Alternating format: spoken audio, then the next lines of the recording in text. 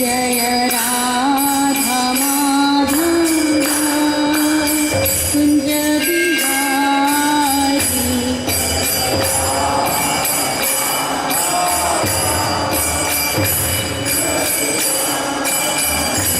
जय राधा माधव कुंज बिहारी।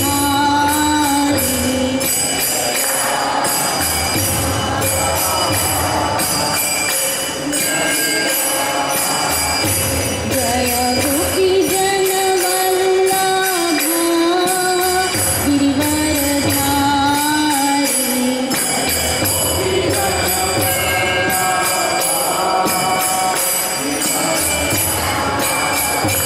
जय गोपी जन वल्लभ गिरिवरधारी।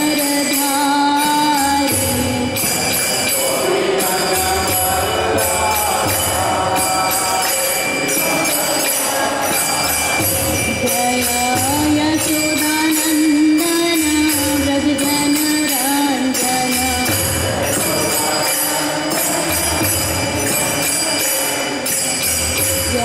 यशोदानन्दन व्रज जनरञ्जन।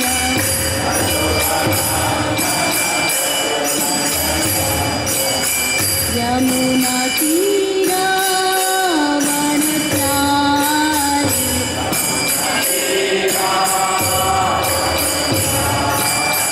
यमुना तीरावनचारी।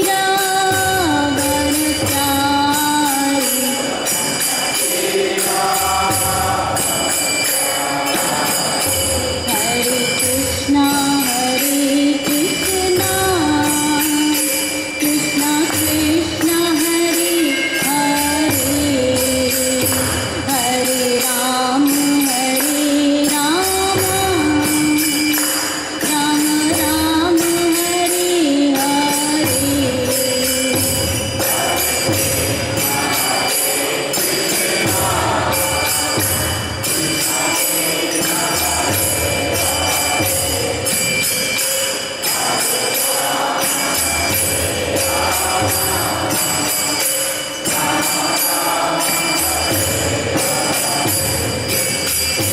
हरे कृष्णा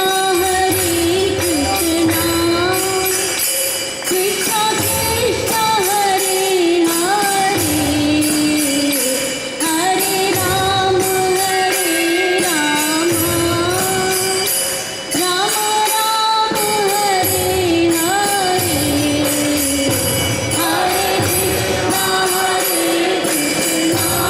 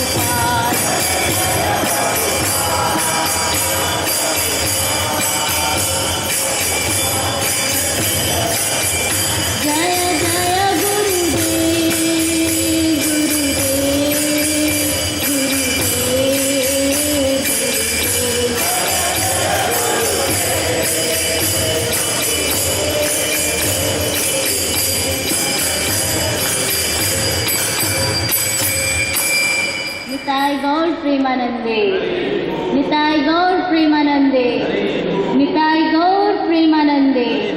श्रील प्रभुपाद की ओम नमो भगवते वासुदेवाय। ओम नमो भगवते वासुदेवाय। ओम नमो भगवते वासुदेवाय। नारायणं नमस्कृत्यं नरं चैव नरोत्तमं देवीं सरस्वतीं व्यासं ततो जयमुदीरयेत्। नष्टप्रायेषु भद्रेषु नित्यं भागवत सेवया भगवती उत्तमश्लोके भक्तिर्भवति नैष्ठिकी। हरे कृष्णा। अंतर्राष्ट्रीय कृष्ण भावनामृत संघ यानी international society for Krishna consciousness की तरफ से इस रविवार के साप्ताहिक कार्यक्रम में सबका स्वागत है। आज हम लोग भगवद गीता के 10वें अध्याय के 11वें श्लोक पर, जो कि चतुर्श्लोकी गीता जो हम आजकल चर्चा कर रहे हैं, उसका अंतिम श्लोक है, उस पर चर्चा करेंगे।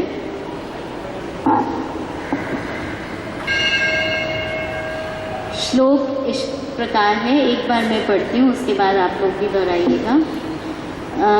तेषाम् एव अनुकंपार्थम अहम अज्ञानजं तं नाश्यामि आत्मभाव स्थज्ञानदीपेन भास्वता। तेषाम् एव अनुकंपार्थम अहम अज्ञानजं तं नाश्यामि आत्मभाव स्थज्ञान दीपेन भास्वता। इसका अनुवाद है, मैं उन पर विशेष कृपा करने के हेतु उनके हृदय में वास करते हुए ज्ञान के प्रकाशमान दीपक के द्वारा अज्ञान जन्य अंधकार को दूर करता हूँ। कृपया दोहराइएगा। मैं उन पर विशेष कृपा करने के हेतु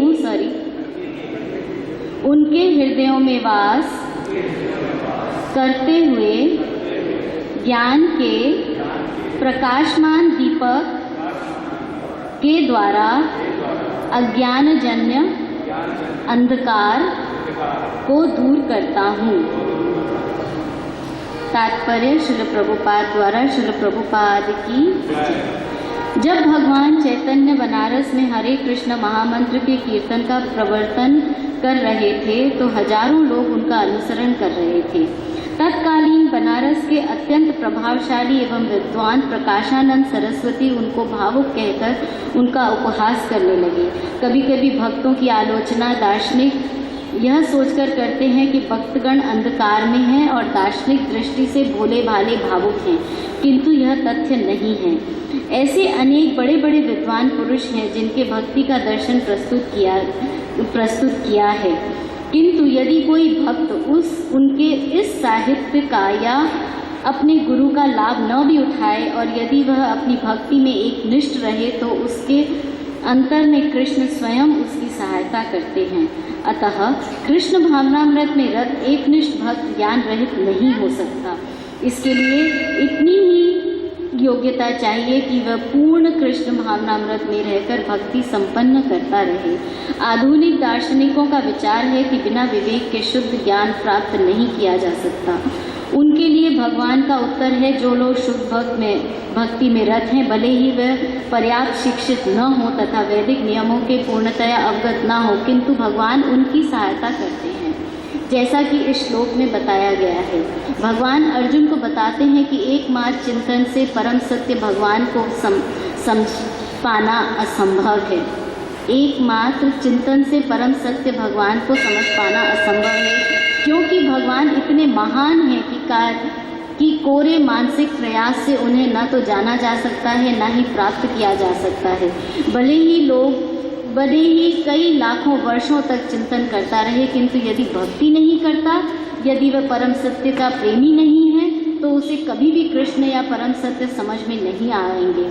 परम सत्य कृष्ण केवल भक्ति से प्रसन्न होते हैं और अपनी अचिंत्य शक्ति से वे शुद्ध भक्त के हृदय में स्वयं प्रकट हो सकते हैं। शुद्ध भक्त के हृदय में तो कृष्ण निरंतर रहते हैं और कृष्ण की उपस्थिति सूर्य के समान है, जिनके द्वारा अज्ञान का अंधकार तुरंत हो जाता है। शुद्ध भक्त पर भगवान की यही विशेष कृपा है। करोड़ों जन्मों के भौतिक संसर्ग के कलमश के कारण मनुष्य का हृदय भौतिकता के मल मतलब धूलि से आच्छादित हो जाता है, किंतु जब मनुष्य भक्ति में लगता है और निरंतर हरे कृष्ण का जप करता है, तो यह मल तुरंत दूर हो जाता है और उसे शुद्ध ज्ञान प्राप्त होता है। परम लक्ष्य विष्णु को इसी जप तथा भक्ति से प्राप्त किया जा सकता है, अन्य किसी प्रकार के मनोधर्म या तर्क द्वारा नहीं। शुद्ध भक्त जीवन की भौतिक आवश्यकताओं के लिए चिंता नहीं करता है, न तो उसे कोई और चिंता करने की आवश्यकता है, क्योंकि हृदय के अंधकार हट जाने पर भक्त की प्रेमा भक्ति से प्रसन्न होकर भगवान स्वतः सब कुछ प्रदान करते हैं। यही भगवद गीता का उपदेश सार है। भगवद गीता के अध्ययन से मनुष्य भगवान के शरणागत होकर शुद्ध भक्ति में लग जाता है। जैसे कि भगवान अपने ऊपर भार ले लेते हैं, मनुष्य सारे भौतिक प्रयासों से मुक्त हो जाता है। ओम अज्ञानतिमिरन्धस्य ज्ञानाञ्जनशलाकया चक्षुरुन्मिलितं येन तस्मै श्रीगुरुवे नमः। श्रीचैतन्यमनोभीष्टं स्थापितं येन भूतले स्वयं रूप कदा मह्यं ददाति स्वपदान्तिकं। वन्देऽहं श्रीयुतपदकमलं श्रीगुरून् वैष्णवांश्च श्रीरूपं साग्रजातं सहगणरघुनाथन्वितं तं सजीवं साधुवैतं सावधूतं परिजनसहितं कृष्णचैतन्यदेवं श्रीराधाकृष्णपादान् सहगणललिता श्रीविशाखान्वितांश्च। हे कृष्णा करुणा सिन्धु दीनबन्धु जगत्पते गोपेश गोपिकाकान्त राधाकान्त नमोऽस्तुते। तप्तकाञ्चन गौराङ्गी राधे वृन्दावनेश्वरी वृषभानुसुते देवी प्रणमामि हरिप्रिये। वाञ्छाकल्पतरुर्भयश्च कृपा सिन्धुभैव च पतितानां पावनेभ्यो वैष्णवेभ्यो नमो नमः। जय श्री कृष्ण चैतन्य प्रभु नित्यानंद श्री अद्वैत गदाधर श्रीवासादि गौरभक्तवृंद। हरे कृष्णा कृष्णा कृष्णा हरे हरे, हरे राम राम राम हरे हरे। हरे कृष्णा कृष्णा कृष्णा हरे हरे, हरे राम राम राम हरे हरे। हरे कृष्णा कृष्णा हरे हरे, हरे राम राम हरे हरे। नमः ओं विष्णुपादाय कृष्णपृष्ठाय भूतले श्रीमते भक्तिवेदांत स्वामिनिति नामिने। नमस्ते सरस्वती देवे गौरवाणी प्रचारिणे निर्विशेष शून्यवादी पाश्चात्य देश तारिणी। श्रील प्रभुपाद की। तो इस श्लोक में का अनुवाद है, मैं उन पर विशेष कृपा करता हूँ करने के हेतु उनके हृदय में। किन पर विशेष कृपा करता हूँ? जो तेषाम सततयुक्तानाम भजताम प्रीतिपूर्वकम। जो इससे पहले हम लोगों ने श्लोक किया है कि जो लोग भगवान का सततम प्रीतिपूर्वकम प्रेम से भगवान को भजते हैं, उनके ऊपर विशेष कृपा करता हूँ कि उनके हृदय में वास करते हुए ज्ञान के प्रकाशमान दीपक के द्वारा अज्ञान जन्य अंधकार को दूर करता हूँ। मतलब जिसके द्वारा अज्ञान होता है हृदय में और बुद्धि में, उसको भगवान दूर करते हैं। किनके हृदय में? जो कि भगवान को प्रेम पूर्वक हमेशा उनकी भक्ति करते हैं या प्रेम पूर्वक उनको हमेशा भजते हैं। तो उन पर विशेष कृपा का यहाँ पर ये तात्पर्य है। अब किन पर विशेष कृपा करते हैं ये तो हम लोग को पता चल गया। तो अब वो सब करने के लिए जो अंधकार जब भगवान दूर करते हैं तो वो किस प्रकार करते हैं?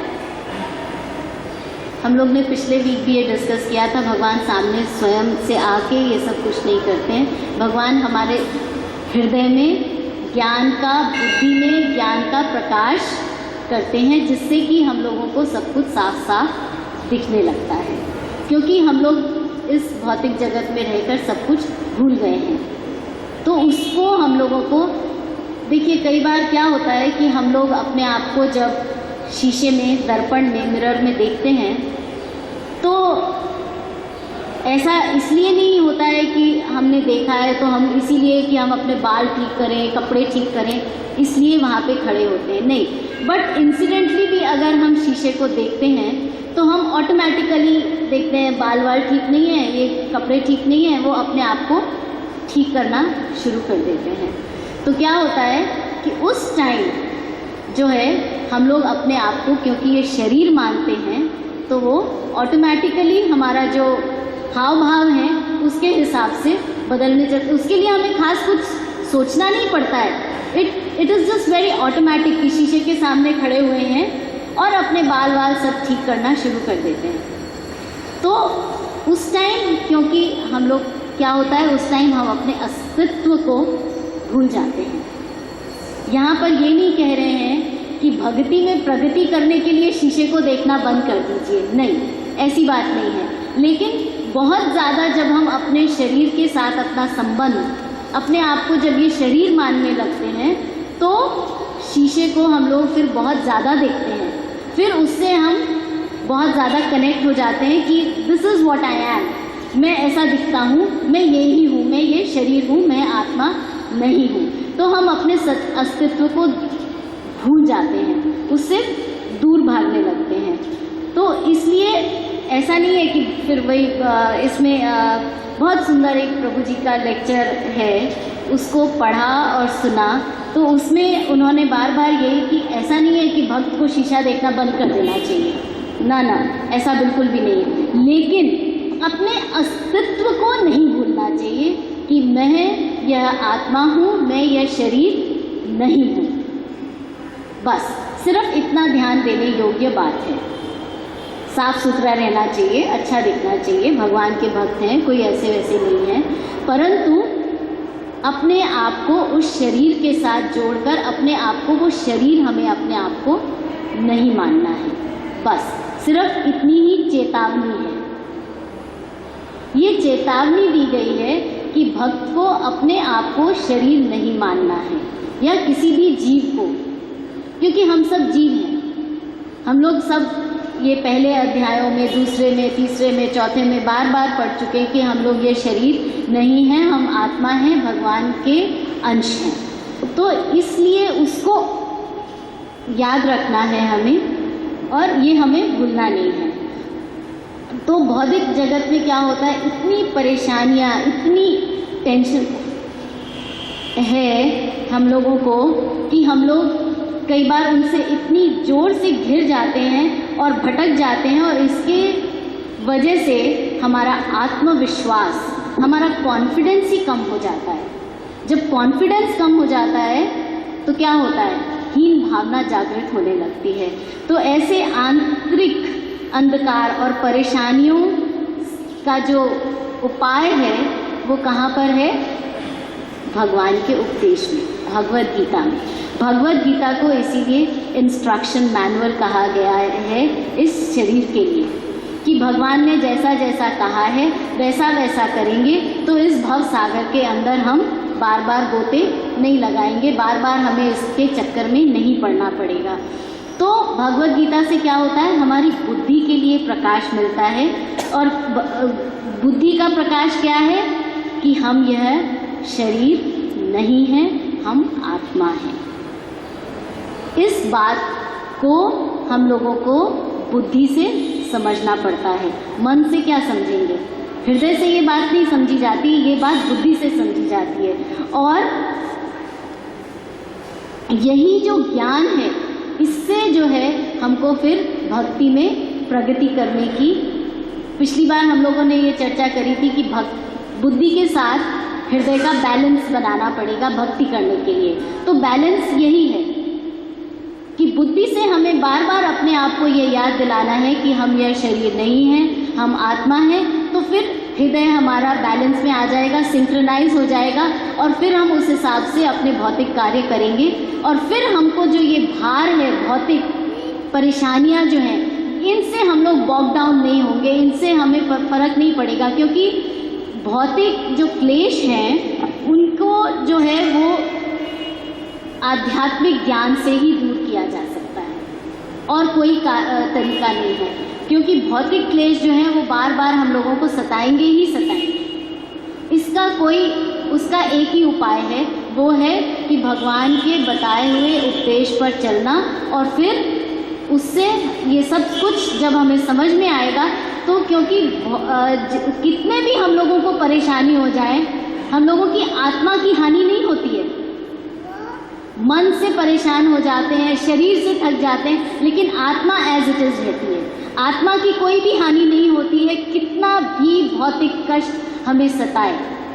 शारीरिक तौर से हमारी क्षमताएं कम हो जाती हैं, क्योंकि हम अंडर कॉन्फिडेंट हो जाते हैं। जब हम अंडर कॉन्फिडेंट हो जाते हैं, जब क्षमताएं कम हो जाती हैं, तो हम उन भौतिक क्लेशों के साथ लड़ने में सक्षम नहीं रहते हैं, क्योंकि हम अपने आप को यह शरीर मान बैठते हैं। जब हम अपने आप को यह शरीर मानेंगे ही नहीं, जब बुद्धि से हम ये जान जाएंगे कि हम ये शरीर नहीं है, हम आत्मा हैं, तो हमारी क्षमता बढ़ जाएगी, क्योंकि हम अपने आप को भगवान का अंश मान लेंगे पूर्णतया, जो कि सच्चित और आनंदमय है। हमारा स्वरूप हम पहचान जाएंगे, तो फिर उससे कोई किसी तरह की हानि नहीं होगी। समस्या से बाहर निकलने का मार्ग जानना आधा उपाय है। कोई भी परेशानी आए, उससे निकलने का रास्ता पता करना आधा उपाय है। उसका सेकंड हाफ क्या है, जब हम उस मार्ग पर पूरे कॉन्फिडेंस के साथ चलते हैं तो समस्या का जो निदान है वो सेकंड हाफ है। और जब हम जान जाते हैं कि इस समस्या का समाधान यह है और उस पर चलना प्रारंभ करते हैं, तो लक्ष्य की तरफ पहुंच जाते हैं, समस्या का समाधान होने लगता है। तो समस्या का समाधान का उपाय, समस्या से बाहर निकलने का मार्ग जानना तो आधा उपाय है, लेकिन यह आत्मविश्वास होना कि हम उस मार्ग पर चल सकेंगे, यह दूसरा आधा भाग है। गीता का ज्ञान हमारे अंदर वह आत्मविश्वास भरता है। भगवद गीता में जो भगवान ने ज्ञान दिया है, भगवान कृष्ण ने ज्ञान दिया है, वो हमारे अंदर यह आत्मविश्वास भरता है कि हम उस मार्ग पर चल सकते हैं और हमारी सारी समस्याओं का समाधान हो सकता है। वह हमारे अंदर भक्ति की जागरूकता का प्रकाश करता है कि भगवान कृष्ण हमारे सर्वोपरि हितैषी हैं। भगवान कृष्ण ही हमारे सर्वोपरि हितैषी हैं। कितनी बार हम भौतिक जगत में देखते हैं कि 10-20 साल बाद अच्छे से अच्छे दोस्त भी धोखाधड़ी करके निकल जाते हैं। उसको कैसे दोस्त मान लें? वो क्या हमारा हितैषी है? नहीं है। भौतिक जगत में अनेकों अनेकों उदाहरण हैं कि बहुत अच्छे अच्छे तरीके से चलते हैं और फिर 20-20, 30-30 साल बाद भी दोस्तियां टूट जाती हैं, धोखाधड़ी हो जाती है, क्योंकि भौतिक जगत में कोई किसी का क्या हितैषी बनेगा। साधु हितैषी है और भगवान हितैषी है। भगवान हमारे सबसे सर्वोपरि हितैषी हैं। वो सिर्फ हमारा भला ही चाहते हैं और कुछ भी नहीं चाहते हैं। हमसे कुछ भी नहीं चाहते हैं, प्रेम और हमारा भला चाहते हैं वो, और हमारा कुछ भी नहीं। कोई अगर भगवान हमारे, और क्योंकि उनके हाथ में सारी सत्ता है, वह हमारे लिए सर्वोत्तम मार्ग बताएंगे। भगवान ही हमें सबसे अच्छा मार्ग बताएंगे जिस पर चलकर हमारी पूर्ण रूप से हमारे इस भौतिक देह का जो होना चाहिए फलस्वरूप भक्ति हमें प्राप्त हो सकती है। उनके बताए एकमात्र इतना करना ही, उनके बताए मार्ग पर ठीक से चलना, तो वही सर्वशक्ति भगवान कृपा करके भौतिक कारण, भौतिक दुखों का भार हमारे हृदय से उठ जाता है।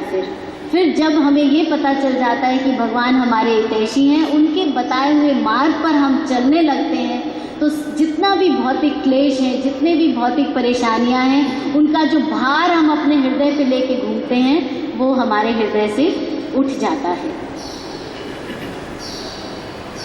क्यों? क्योंकि चैतन्य चरितामृत के मध्य लीला के 22वें अध्याय का 31वां श्लोक है, जो कि हम लोग सबको शायद पता ही होगा। कृष्ण सूर्य सम